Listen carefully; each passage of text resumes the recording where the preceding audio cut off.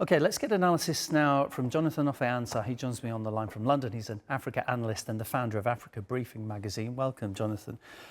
The situation that's just been described, it's one that isn't a surprise to members of the UN, as was mentioned by Tom Fletcher. They knew months ago that this was going to happen. Everybody knew that Fasher was under pressure and it was likely to be taken by the RSF.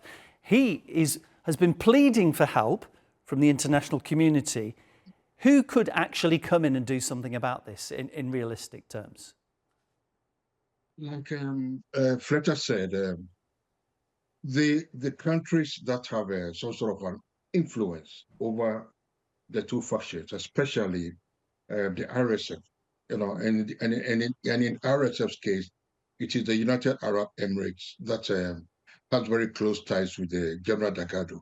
Yes, so countries like the UAE, could step in, and on the government side, the army side, I believe the Egyptian government could also step in. But one interesting development that I gathered this morning was that some senators in the UN Senate, right, have also raised concerns. So hopefully, and we know that uh, by a couple of years or so ago, the US tried to mediate, in the conflict.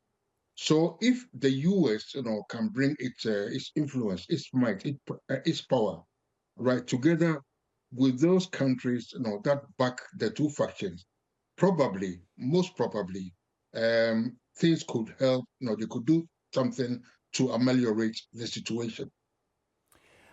General Dagalo said that he accepted that there have been, I can't remember the exact word he used, but the way he suggested it was, okay, there have been transgressions, that some of his troops have operated outside of the law, and he suggested they would be brought to justice. How do you think the situation is right now? Is this some rogue elements of his forces who are carrying out these atrocities?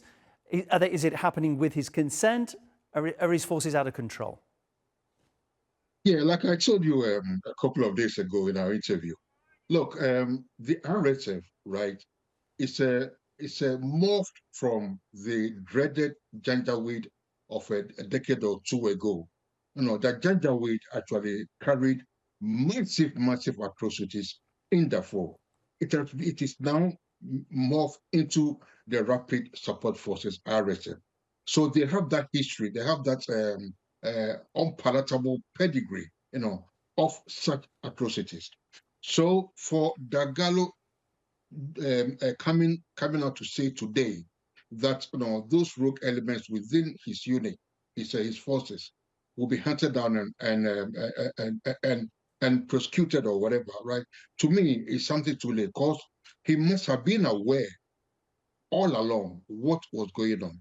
So maybe he's saying this maybe to try to save face. Because don't forget that the International Criminal Court is there, right? At the end of this war, chances are he could be arrested and prosecuted for crimes against humanity and so on and so forth. So, in fact, I doubt his sincerity in saying that those rogue elements will be fished out and brought to justice.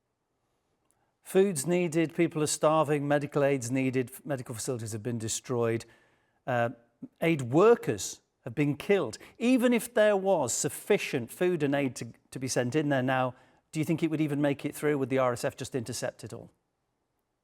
I wonder, and I doubt if the humanitarian corridors will be opened wide enough and long enough for aid to get through to the suffering civilians.